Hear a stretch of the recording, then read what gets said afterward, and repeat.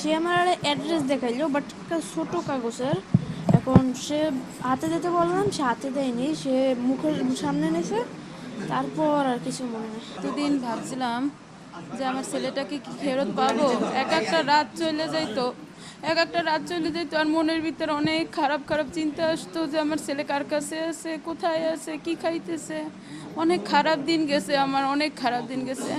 একসময় আশা হারাইছি, এটা ঠিক, কিন্তু সবাই ভরসা দিছে। ও এখানের ওসি স্যার অনেক ভালো, সে ভরসা দিছে, র্যাব, আপনারা সবাই আমাকে ভরসা দিছেন।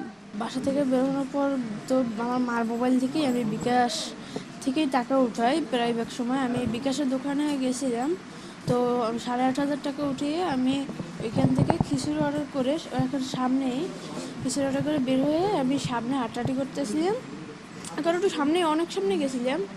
তো একজন এরকম গোটা এরকম দাড়ি করা, পাঞ্জাবি পরা, সে আমার অ্যাড্রেস দেখাইলো, বাট একটা ছোট কাগজের। এখন সে হাতে দিতে বললাম, সে হাতে দেয়নি, সে মুখের সামনে নিয়েছে। তারপর আর কিছু মনে নেই, তাও মনে নেই কী করছে তখন, বা টাকা কিছুই মনে নেই। শুধু আমার কাছে মানি ব্যাগ ছিল আর 2টা বাসের টিকিট ছিল পকেটে।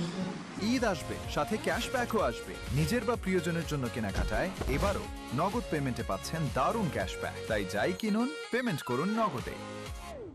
সৌরভ দাস শান 13 বছরের একটা শিশু হারানো গিয়েছিল গত 2 তারিখে। তো আমরা এই ঘটনার পরিপ্রেক্ষিতে তার সন্ধান পাই আমরা কক্সবাজার। সে কক্সবাজার অবস্থান করতেছে। তার পরিপ্রেক্ষিতে আমরা কাউনিয়া থানা পুলিশ আমরা কক্সবাজারে পাঠাই এবং তাকে উদ্ধার করি। এক্স্যাক্টলি এখানে 2টা প্রশ্ন থাকবে। সেটা হলো হচ্ছে কীভাবে কক্সবাজার গেল এবং সে আসলে কী জন্য বাড়ি থেকে বের হয়েছিল। এক্স্যাক্টলি সে তার মাকে বলেছিল যে মানে খিচুড়ি খাওয়ার জন্য সে এসেছিল। ওখান থেকে সে ক্যাশ আউট করে সে খিচুড়ি কিনে বাড়ি ফেরার আগেই সে হলো সামহাও সে মিসিং হয়। তো বিষয়গুলো যেহেতু আমরা বাচ্চা শিশু, তাকে আমরা উদ্ধার করেছি। এখন বিষয়টা তদন্তের পর্যায়ে আছে। আমরা বিস্তারিত এই বাচ্চার সাথে তার বক্তব্য শুনবো, ভাইয়ের বক্তব্য শুনবো এবং ওই যে রিক্সাওয়ালা ভিডিও ফুটেজ থেকে আমরা পেয়েছি, এদের বক্তব্য আমরা মিলিয়ে দেখবো যে এক্স্যাক্টলি কী ঘটেছিল। তারপর আপনাদেরকে বিস্তারিত আমরা জানাতে পারবো।